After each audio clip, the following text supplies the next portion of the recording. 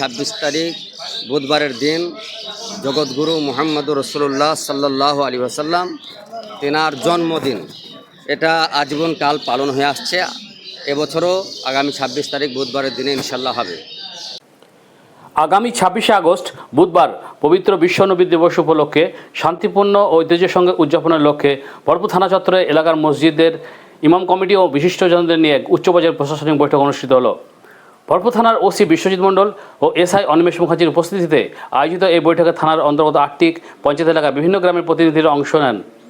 মানবপ্রেম, ক্ষমা, সাম্য ও বিশ্ব মানবতার অমোঘ বার্তা নিয়ে বনগাঁর ইসলামের শ্রেষ্ঠ নবী হজরত মুহাম্মদ সাল্লাল্লাহু আলাইহি ওয়াসাল্লামের জন্ম ও উফাত দিবসকে কেন্দ্র করে পারস্পরিক সম্প্রীতি ও সৌহার্দ্য বজায় রাখার উপর বৈঠকে বিশেষ জোর দেওয়া হয়।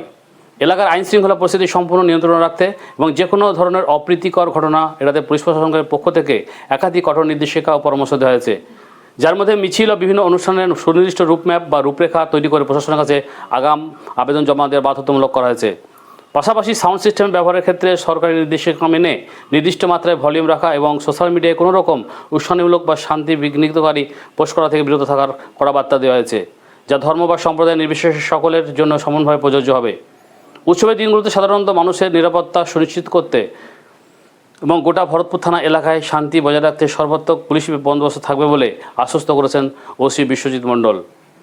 আপনারা সকলে অবগত যে আগামী 26 তারিখ বুধবারের দিন জগৎগুরু মুহাম্মদুর রাসূলুল্লাহ সাল্লাল্লাহু আলাইহি ওয়াসাল্লাম তেনার জন্মদিন।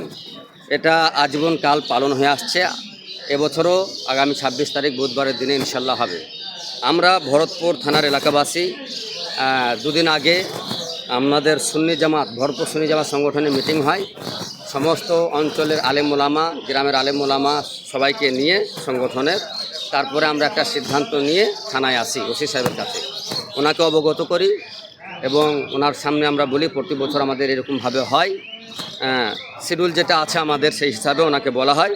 উনি শুনে খুব খুশি হলেন যে আপনারা অগ্রিম এসছেন, আমরা আপনাদেরকে ডাকতাম। তো উনি নিজ ইচ্ছায় আজকে ডেট দিয়েছিলেন, আর তাই উনি বললেন যে আপনারা যেভাবে আপনাদের রুট থাকে প্রতি বছর, এবছরে ইনশাল্লাহ ওইভাবে আপনারা করবেন, কোনো অসুবিধা হবে না।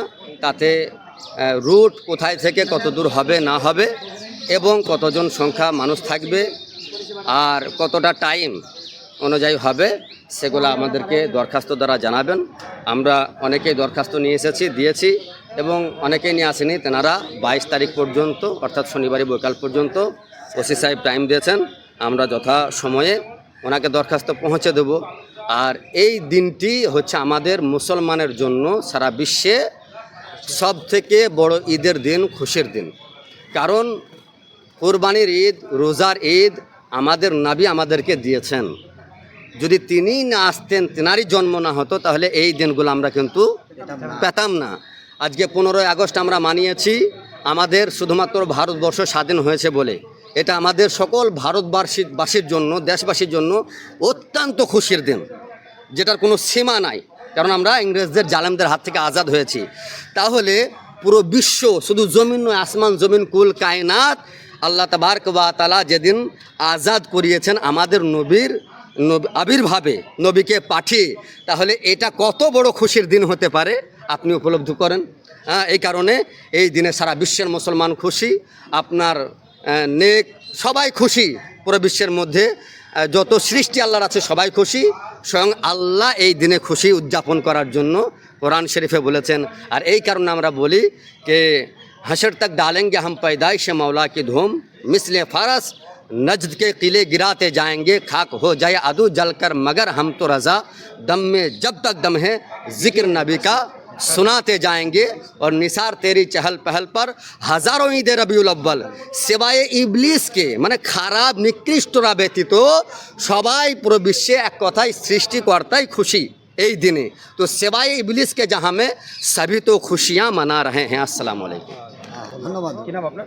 আমার নাম মোহাম্মদ তামজিদ হোসেন নুরি। আমার বাড়ি আঙ্গারপুর মাদ্রাসা তাজুস শরিয়া কানজুল উলুমের প্রধান শিক্ষক ও সম্পাদক হিসাবে বর্তমান নিয়োজিত। 20 তারিখ, আপনার ইংরাজি 26 তারিখ। জাশ্ন ঈদে মিলাদুন নবী উপলক্ষে আজকে এই মিটিংটার আয়োজন করা হয়েছে। কি পরামর্শ দিলেন এবং কি কি উনি প্রত্যেক বছর একটা পরামর্শ বা গাইডলাইন দেন। সেই গাইডলাইন মানে ডিজেটা বাজাবে না, সাউন্ডটা একটু কমপ্লিট মানে সীমাবদ্ধতার মধ্যে রাখবে, তারপর কোনো জায়গায় যেন গণ্ডগোল বা সম্প্রীতি নষ্ট না হয় সেই দিকে লক্ষ্য রাখার জন্য বলা হয়েছে। আপনাদের কেমন হলো আলোচনা? খুব ভালো আলোচনা হয়েছে, সদার্থক আলোচনা হয়েছে, খুবই আলোচনা হয়েছে।